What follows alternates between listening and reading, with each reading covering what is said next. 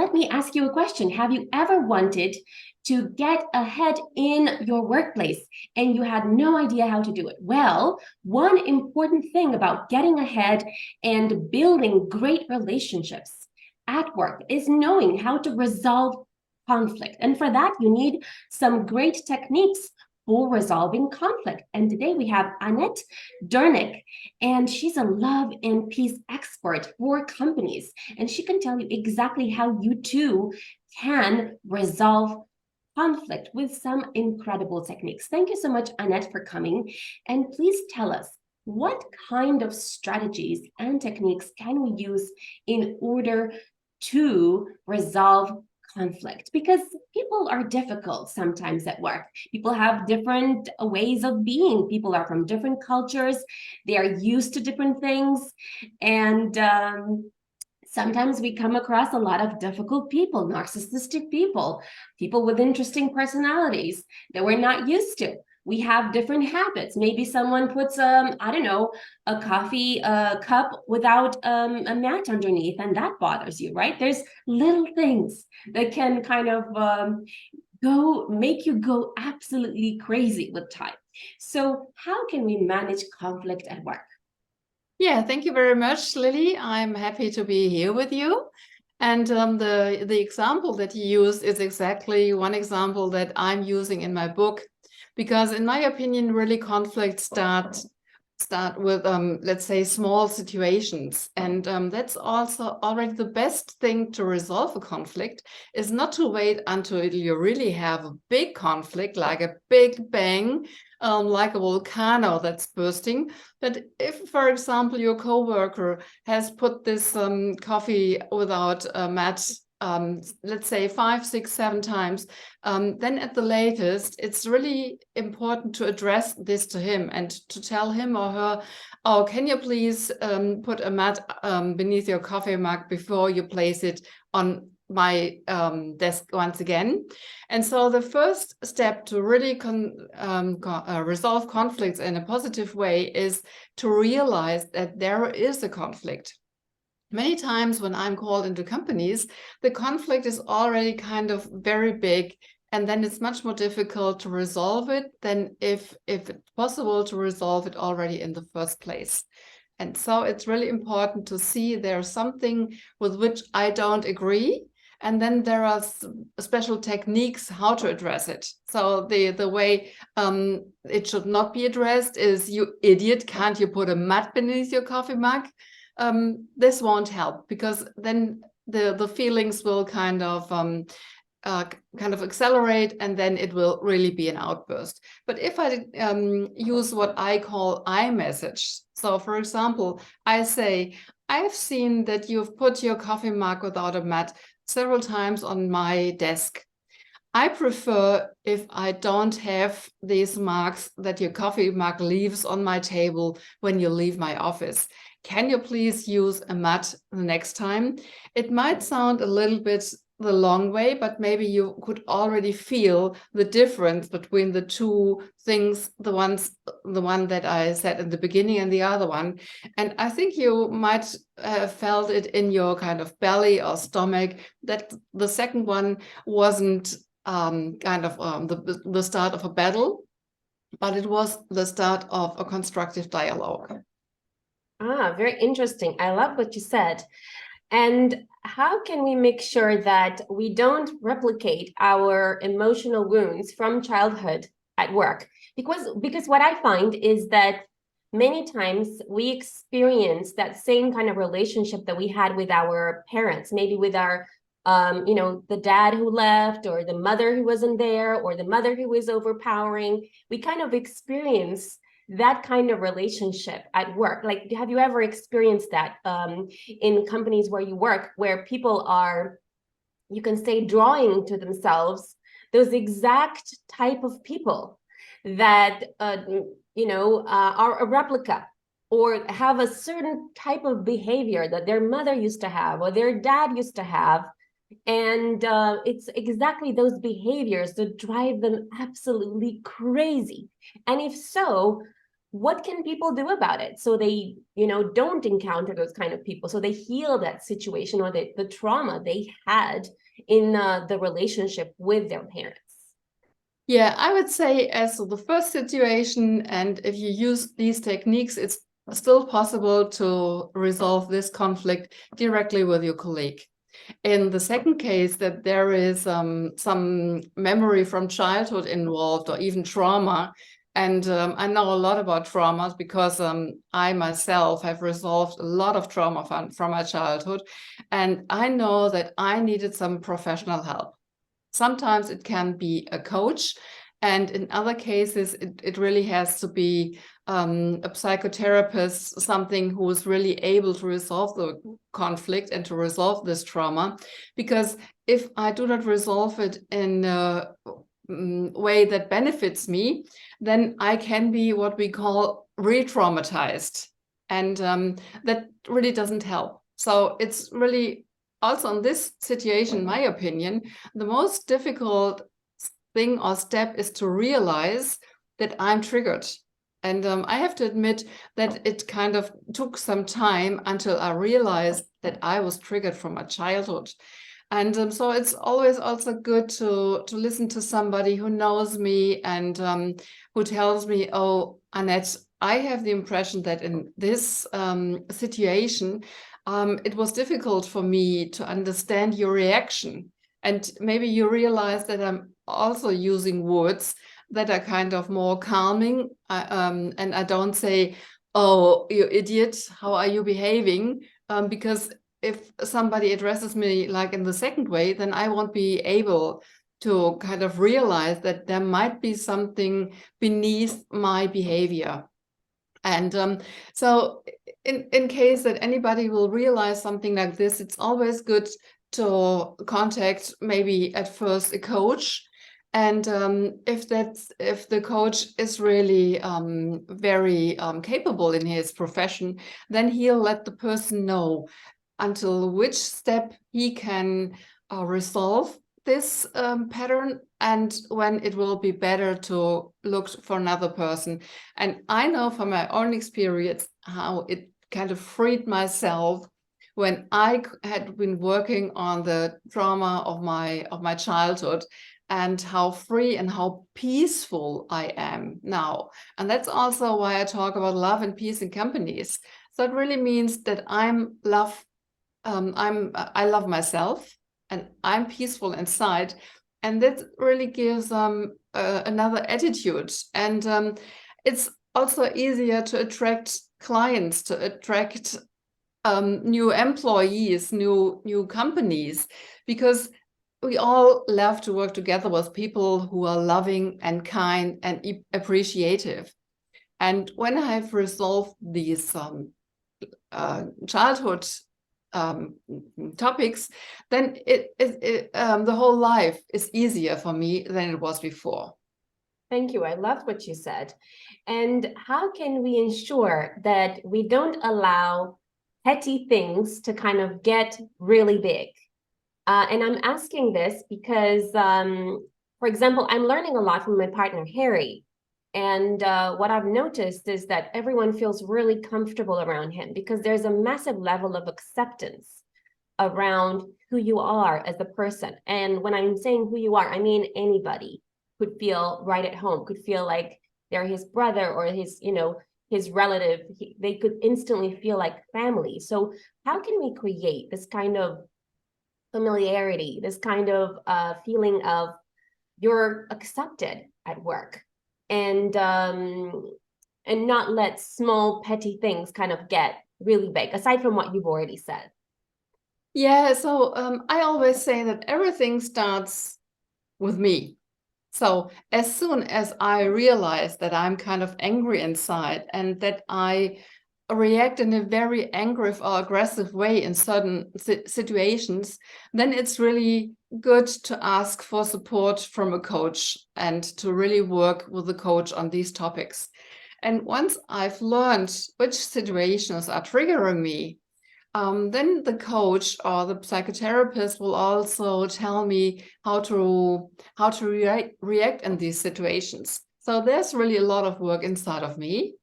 And what everybody, in my opinion, can already do is to do some work of self-love and self-appreciation. And this already starts in my head. So when in the morning, when I'm looking in the mirror, I can realize, what is my self-talk? Is it, oh, good morning, I love you, Annette, what a beautiful day, and we are going to have a great day.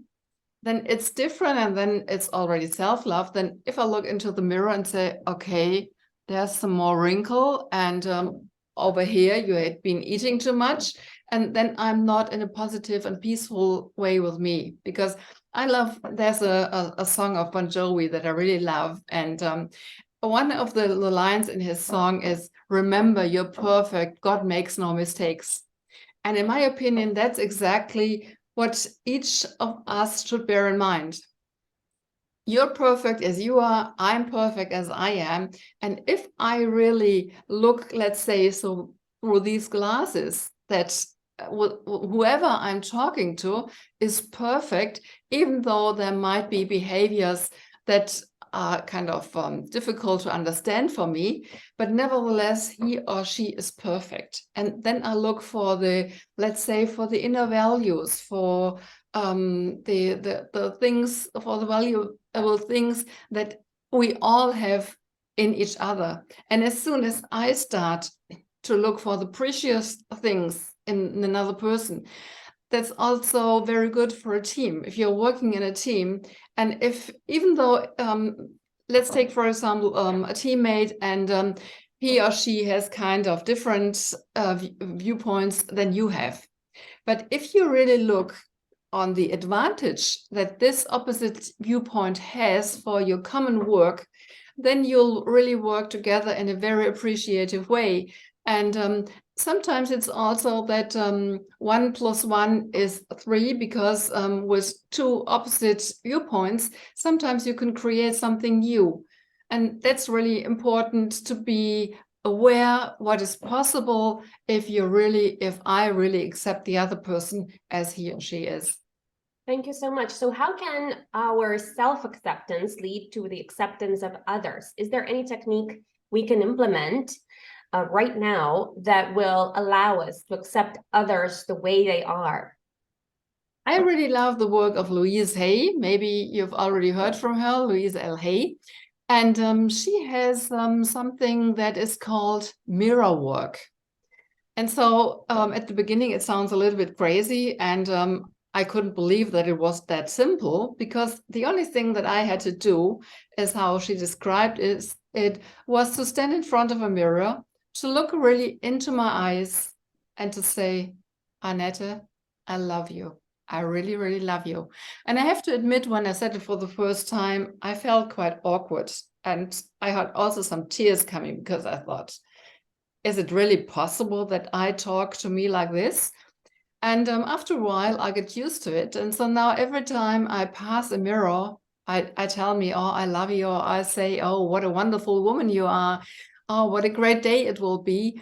And so this really lets my self-appreciation or my self-love, it really grows. And it is with many other things. The more I practice, so for example, if you start learning a new sport, then the more you practice, you better get at it. And that's the same for the inner work. It's really important to practice, and not to do it once or twice, but to really have kind of that as I just explained. So every time when you see yourself in the mirror, that you look at yourself with loving eyes, and or that I do it. And that's always a very good thing that, in my opinion, everybody can start with. And at the beginning, it's also possible to have, let's say, a small mirror on the desk. And so each time, for example, when I start thinking thoughts of I'm unworthy or I'm not capable, then I just take the mirror and look into the mirror and say, you're wonderful as you are. Or I say the line of the song of Bon Jovi, remember, Annette, you're perfect. God doesn't make mistakes.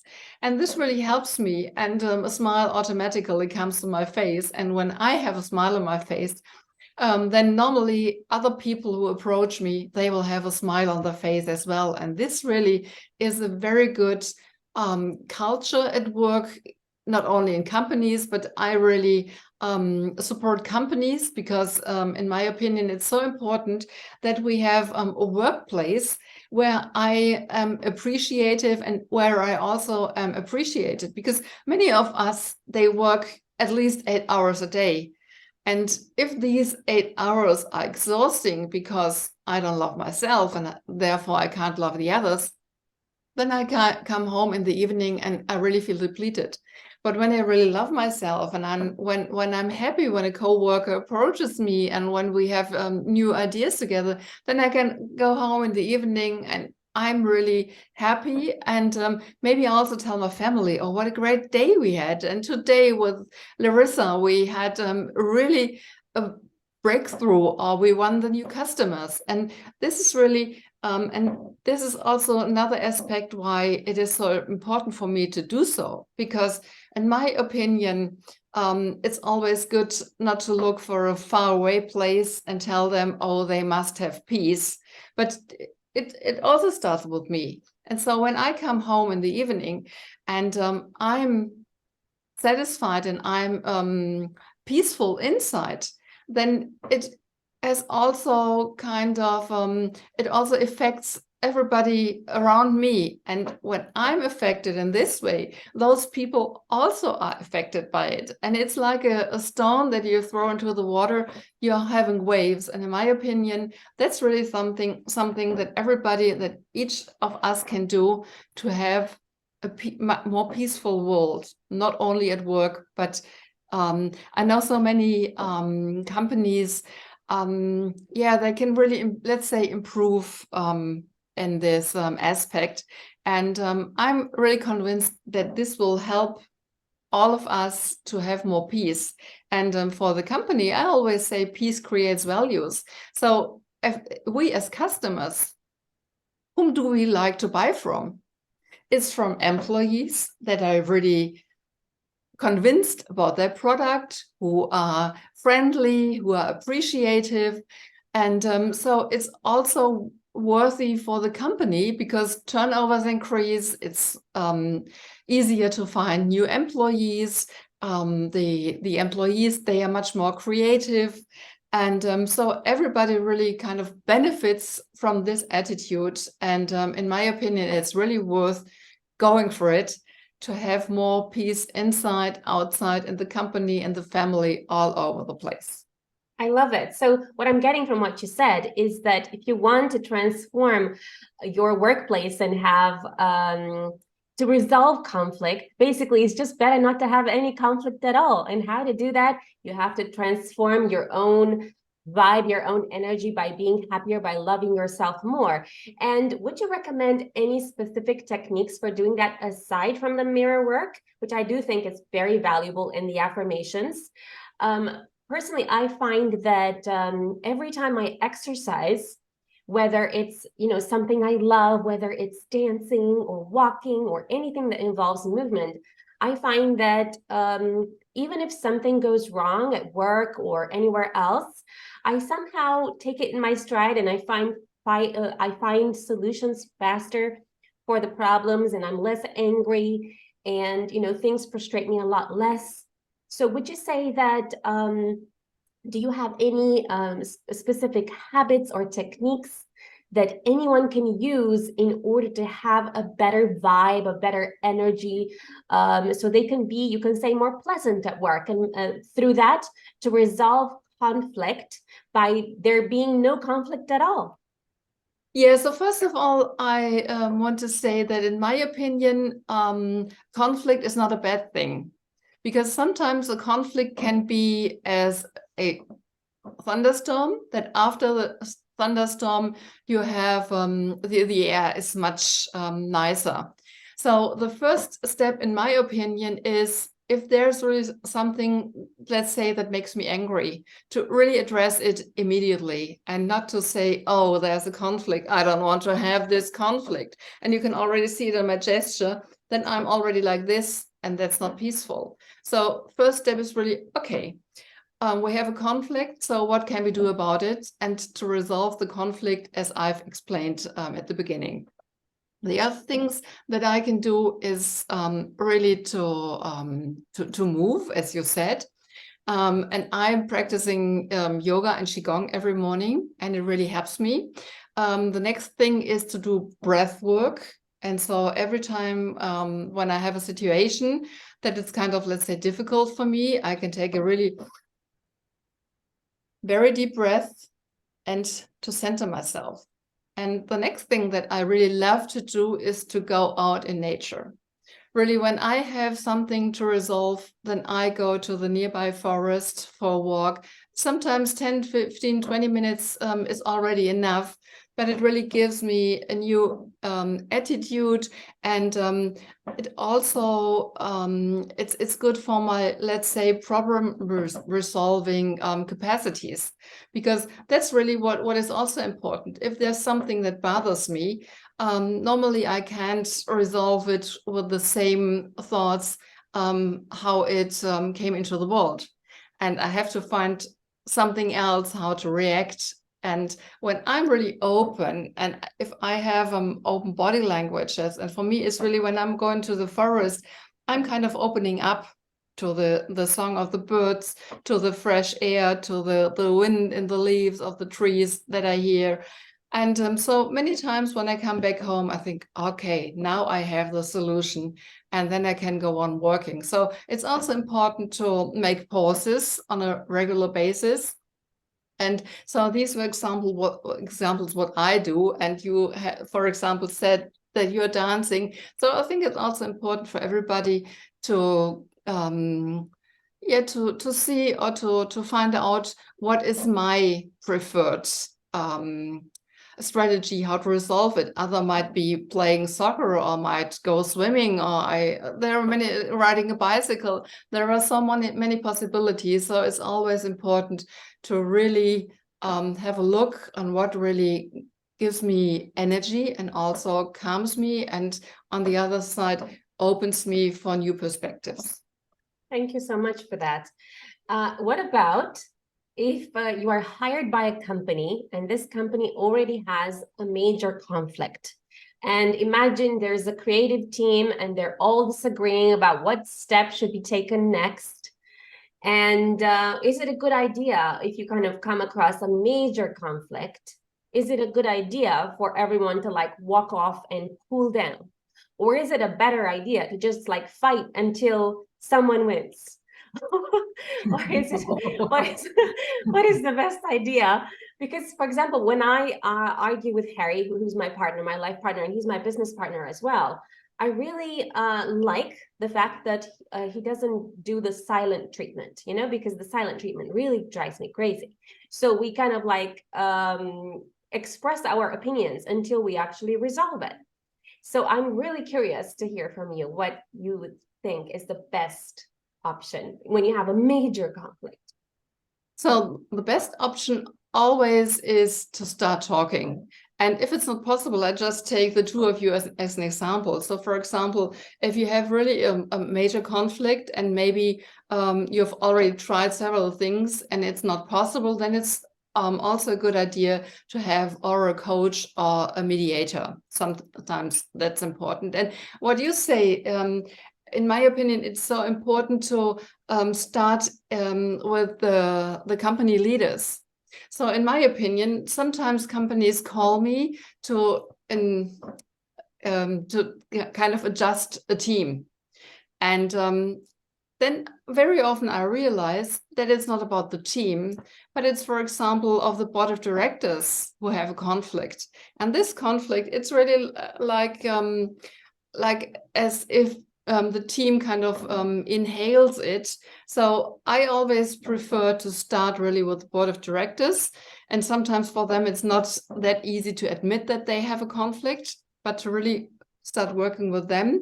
And then it kind of, it's like a waterfall. It releases on all the other levels in the company as well. And so also for them, even though sometimes I know that, at least in Germany, is like this, that people think I have to be hard on myself, and sometimes especially company leaders. And if they realize that it's also good to look on their, let's say, loving side and their peaceful side. And sometimes my experience is that people think that they are too weak if they show these sides. And in my opinion, it's not a weakness. In my opinion, it's a strength if I really show my weak points as well. And then I'm also more, people have the impression that it's much easier to come near me. And then I'm not that distance as I am when I'm pretending to be this tough guy who always has everything under control. And then to have, as we already said, an open mind to find a solution. And but I also have to say that to resolve a conflict, it's not like this. It's not always like magic. So I've already been talking about the book I wrote. It's called The Peace Factor. Unfortunately, so far it's only in German language. But I have a model in it. It's from a professor from Austria. He is called Glasel, and he's talking about conflict resolving steps. And so he says, if you really have a conflict on, and he, the last step for him is that in the last step, you really kind of, it's together into maybe a catastrophe, something like this. And so he says, every step that you took to go down the scale, you kind of have to go up again. There's no way to kind of do it like this way. And so it's also important to be patient if there's really a major conflict, and to say, okay, we need some time.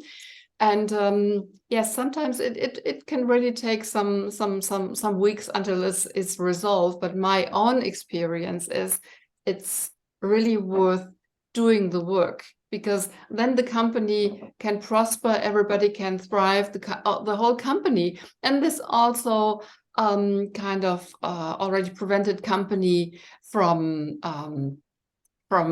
being bankrupt, because if the atmosphere in the company is bad, then clients don't like to work together with them. So it's really essential for a company to resolve the internal conflicts in order to be attractive on the outside. And I think it's not only this for a company, but it's also the same for us as humans. If we have a constant struggle in ourselves, then we are not attractive.